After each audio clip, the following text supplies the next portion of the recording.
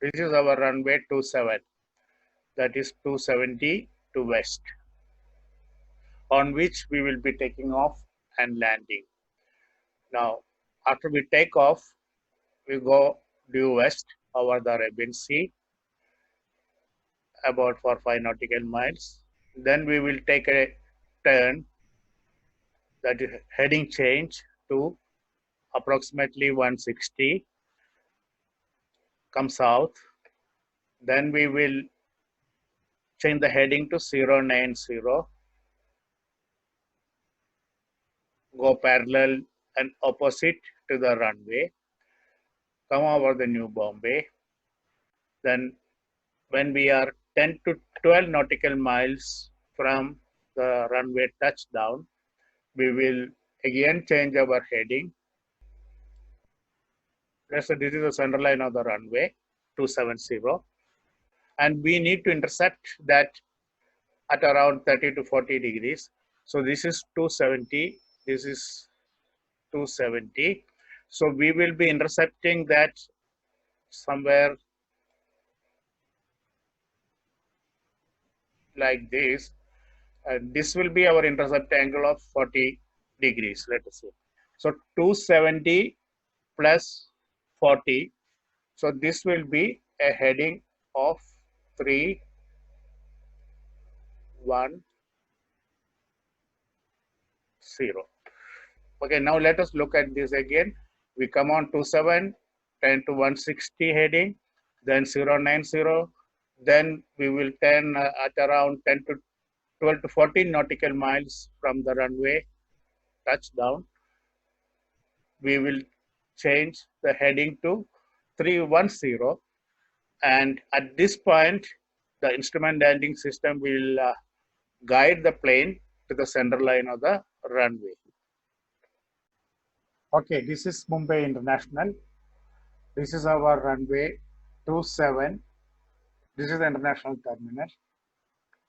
This is the domestic terminal. These are the two runways. Today we will be taking off on runway 27. This is 000 or 360. This is 090.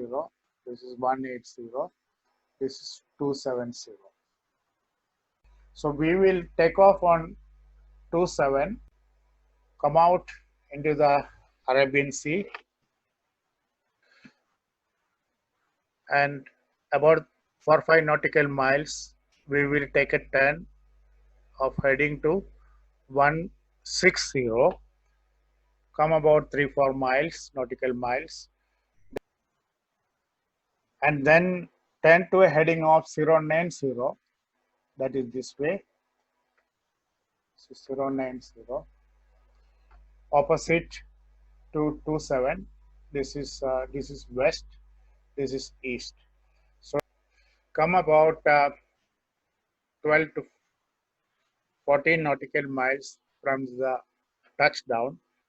Then we will take a turn and intercept this ILS localizer at around 30 to 40 degrees. So this is 270. So this heading will be 310. So what we are essentially doing is we take off and go west. Then we will take a turn and go opposite to the runway where we took off, and come and intercept the instrument landing system, that is the localizer, center line of the runway.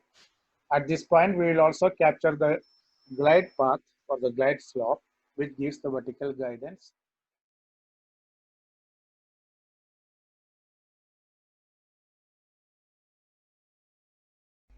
Okay, this is the ILS chart, what's also called a plate for runway 27 Mumbai. So ICAO code, that is ICO code, is PABB for Bombay. There are ever so many things to look at here. Now, this is the plan view. This is our runway 27. We'll be taking off on 27, come to the Arabian Sea, taking a 165 heading, then 090 heading, and at around 12 to 14 nautical miles, somewhere here, we will take a heading of 310 to intercept the center line of the runway, which is 27. And to do that, we need to plug in some of the parameters for the ILS into the aircraft's radio system. Okay, now this is the plan view. This is the localizer beam. This is the center line of the runway. Now, the frequency for the localizer also paired with the glide slope, which gives the vertical guidance. This one, both together has a common frequency, which is 110.3 megahertz. So we note down 1110.3 megahertz. Now, 271 is the course for the 27 runway. So this is the course. So we will note down 271 degrees.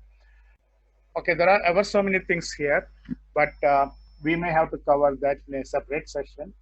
So whoever is very keenly interested, we can always go over these things in great detail. Now this is the profile view or the vertical view. This is the radio beam, which gives the vertical guidance.